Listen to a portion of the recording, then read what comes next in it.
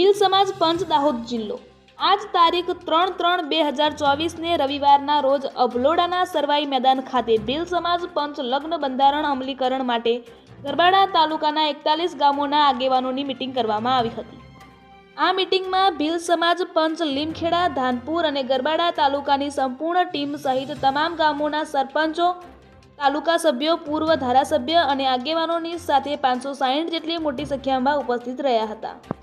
આ મીટિંગમાં ભીલ સમાજના લગ્નમાં થતા ખોટા અને મોટા ખર્ચા દૂર કરી માત્ર ₹2 થી 3 લાખ વચ્ચે લગ્ન પૂર્ણ થઈ જાય તે રીતે ભીલ સમાજ પંચ દાહોદ જિલ્લા દ્વારા નવું લગ્ન બંધારણ બનાવવામાં આવ્યું છે, જેના દરેક ગામના ફળિયા પંચ અને ગામ પંચ દ્વારા તેના સંપૂર્ણ રીતે અમલ કરવામાં આવે તે માટે બંધારણના તમામ મુદ્દાની ચર્ચા કરી ઉપસ્થિત સૌના સર્વાનુમતે નવા લગ્ન બંધારણ અમલ કરવાની શપથ લીધી હતી।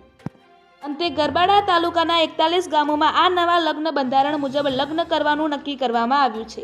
અહેવાલ માંજુભાઈ બારિયા, દાહોદ જિલ્લા બ્યુરો ચીફ।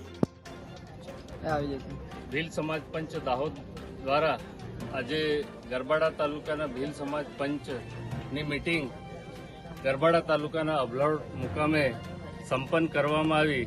આ મીટિંગમાં આશરે 500 થી વધુ ભીલ સમાજના આગેવાનો, બહેનો ઉપસ્થિત રહ્યા હતા અને સર્વાનુમતે જે નવું ભીલ પંચનું નવું લગ્ન બંધારણ છે એ બંધારણને સર્વ સ્વીકૃતિ આપવામાં આવી છે, જે અંગેના તમામ આગેવાનોએ શપથ લીધા હતા।